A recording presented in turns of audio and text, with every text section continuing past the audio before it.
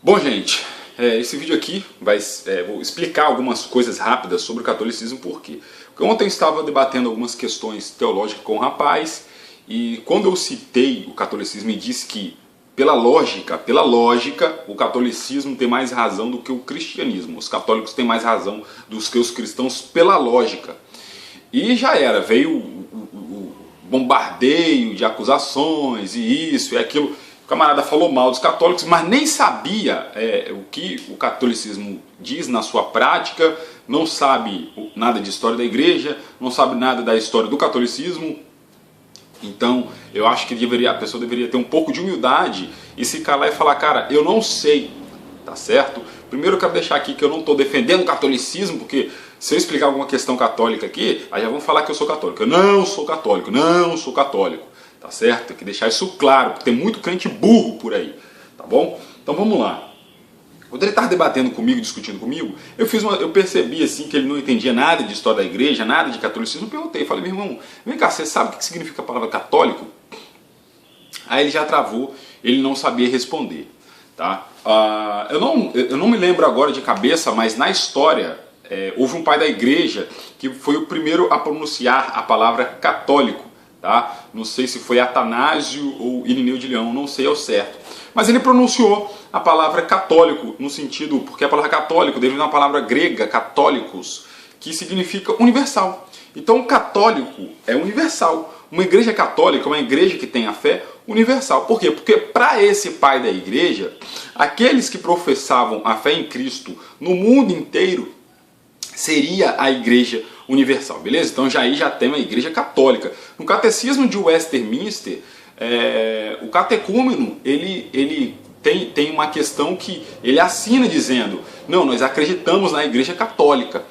Acreditam na igreja lá do Vaticano, do Papa? Não, não é isso. Eles acreditam na igreja universal. Porque a palavra católica significa universal, beleza? Então temos a igreja católica lá nos primórdios do primeiro século. A igreja universal, tá joia?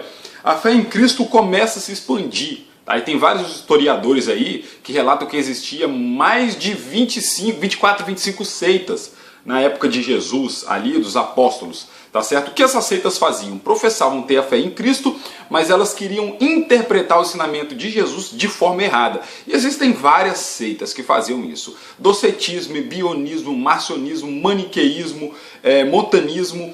E uma das seitas mais nocivas ao cristianismo era o gnosticismo, tá? E tem, por exemplo, algumas cartas do apóstolo João foram escritas para combater o gnosticismo, Evangelho de João foi escrito para combater o gnosticismo, Paulo escreveu Colossenses combatendo algumas questões do gnosticismo, então isso daí é um fato, tá certo? Então o que aconteceu? Tinha muita gente interpretando a fé em Cristo de forma diferenciada. Então a comunidade e os pais da igreja decidiram que só seria igreja, só seria corpo de Cristo quem interpretasse os ensinamentos de Jesus, só que esses ensinamentos deveriam ser interpretados através dos apóstolos, tá certo? Só seria igreja de Cristo quem entendesse os ensinamentos que viessem através dos apóstolos. Sobre isso, tá, tem uma carta que é polêmica, se foi escrita pelos apóstolos ou não, mas ela está lá, tá, chamada Didaquê dos Apóstolos. Inclusive a ceia que os senhores tomam hoje na igreja protestante, a ceia que os senhores tomam hoje, e até na católica também, a ceia que eles tomam é baseada em cima do Didaquê dos Apóstolos. Tá certo? Quem disse para você que tem que batizar antes de tomar ceia? Ah, eu estou na igreja, não sei, meu pastor sempre falou isso. Pois é, isso daí é raízes históricas do Didaquê dos Apóstolos. Porque o Didaquê dos Apóstolos diz que todo iniciado na fé, antes de ceiar, teria que ser batizado. Beleza? Mas enfim, isso daqui não é sobre o Didaquê dos Apóstolos. Então aí você já tem a igreja católica, tá? A igreja apostólica, que aprende os seus ensinamentos de Jesus através dos apóstolos. Já tem a igreja católica, universal, apostólica, que aprendeu dos apóstolos. E mais para frente, né, 325, você tem aí, por questões políticas, a conversão do imperador romano Constantino ao cristianismo, que isso daí começa a abrir porta para o cristianismo, tá? As benéficas do governo para os cristãos, porque até antes eram perseguidos. Depois de Constantino não passou a perseguido, passou a ganhar benéficos do governo. Aí Diocleciano mais para frente bate o martelo e instala a religião cristã como sendo a oficial do Império Romano. Aí você já tem a igreja a católica, que é universal, a apostólica, ensino dos apóstolos, e romana foi declarada oficialmente a religião do Império Romano. Beleza? Isso é uma igreja católica, apostólica, romana. Tá certo? Tá certo. Outra questão aqui. Gente, os católicos, eles entendem que a igreja está acima das escrituras. Eu não estou aqui falando que eu concordo nem nada disso, entenda. Estou ensinando aqui, entenda. Tá? Os católicos acreditam que a igreja está acima das escrituras. Quando o crente ouve isso, ele pira, ele fica doido, ele se esperneia, ele se morde todinho, falta rasgar a veste igual Caifás, ele fica maluco. Por quê? Pelo fato dele falar que a igreja está acima das escrituras, ele, então está acima de Deus então. Não, gente, eles não pensam assim, os católicos não pensam assim. Para eles, a igreja está acima das escrituras por motivos lógicos. Por quê? Porque antes de existir antes de existir a Bíblia, existia a igreja.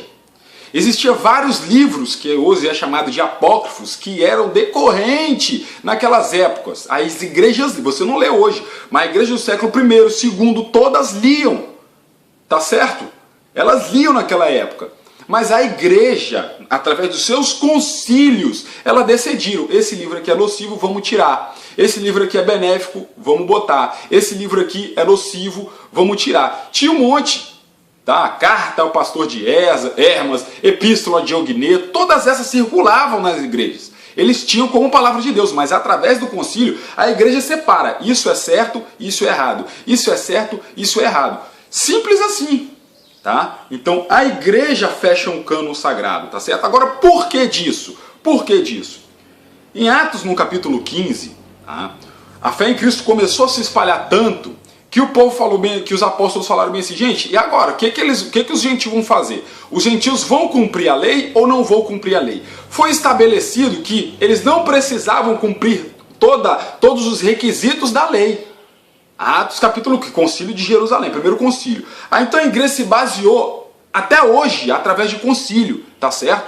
Por quê? Porque eles entendem, preste atenção nisso, tá? E preste atenção, eles entendem que para eles o que prevalece é a graça, porque a lei foi dada para os judeus, não para os gentios.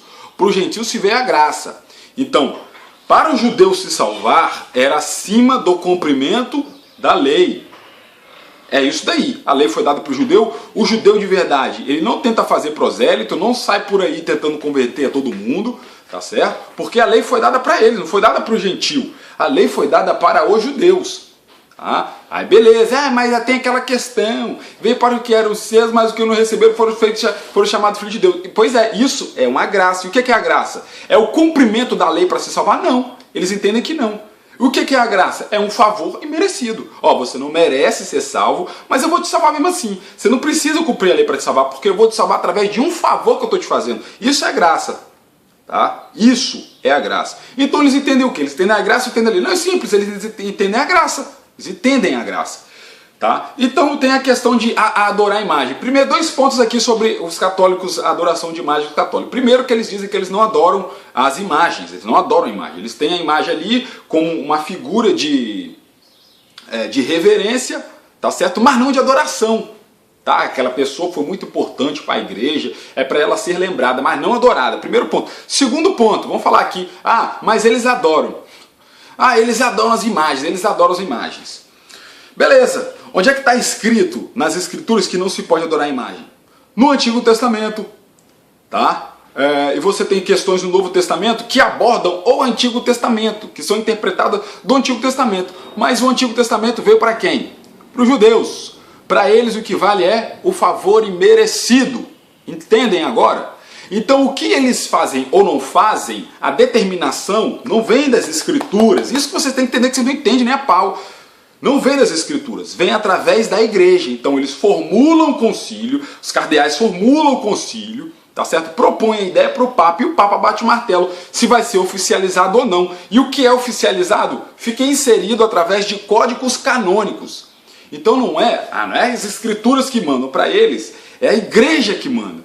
Entendam isso, pelo amor de Deus, senão vocês vão viver sempre presunçosos, julgadores, prepotentes, vão sempre fazer um pré-julgamento sem conhecer a verdade. Então, para eles, o que manda é isso daí. Eu sei que um monte de gente vai falar bem assim, mas está escrito isso aí no comentário. Meu irmão, eu não estou falando se isso é certo ou errado. Eu estou falando que eles seguem, para você entender o que eles seguem. Porque senão fica que nem meu amigo ontem, né? Falando que os camaradas vão para o inferno, que eles não fazem o que está correto na Bíblia. Isso que tá, meu irmão, para eles o que manda não é a Bíblia, o que manda é a igreja. Então se não manda a Bíblia, eles podem adulterar, pode fazer isso, aquilo. Não. Por quê? Porque a igreja determinou que não pode. Está aí no código canônico certas coisas que não pode. O camarada pode ter 2 mulheres? Não. O código canônico diz que não pode ter. O camarada pode viver por aí adulterando? Não. O código canônico diz que não pode ter. Entenderam agora? É tudo estabelecido através de concílio. Para eles é através de concílio. Porque a igreja está acima das escrituras. Beleza? Lutero também entendia isso. Você pega as 95 teses de Lutero, você não vê Lutero batendo sobre imagens de escultura, não vê. Ele batia sobre outras questões que qualquer um bateria. Questões de indulgências, principalmente. Tá certo? Mas o camarada não lê, não sabe que é nem a 95 teses de Lutero, não sabe nada de história da igreja. Eu só acho o seguinte, gente. Você que está começando a estudar a Bíblia, você que está começando a estudar a teologia, cara, eu estou estudando há mais de 10 anos. E eu sempre paro para ouvir, para depois falar, tá certo? E eu tô começando a engatinhar ainda. E tem uma galera que está começando agora, não sabe de certas questões, falam mesmo sem saber, não aceitam que não sabe, não tem humildade para reconhecer e dizer, eu não sei, cara, sobre essa questão. Mesmo assim quer debater um assunto que não tem domínio e não sabe. Então uma dica para você. Antes de você debater com qualquer pessoa, sempre ouve antes para depois você falar. Ouve, anota. Isso não é vergonha não, cara. Isso não é vergonha não, isso se chama humildade. Isso vai contribuir muito para o seu conhecimento. Cara, eu não concordo com o que esse cara fala, mano. Mas eu não sei muito. De repente o que ele fala tem algum valor significativo para mim. Eu vou anotar. E assim você vai crescendo, meu camarada. Tá? Eu acho, né? E Jesus disse, aprendeis de mim que eu sou manso e humilde de coração. Pois é, mas os discípulos dele não são. Aí tem que vir aqui um desigrejado dar aula de história da igreja para crente. Até mais.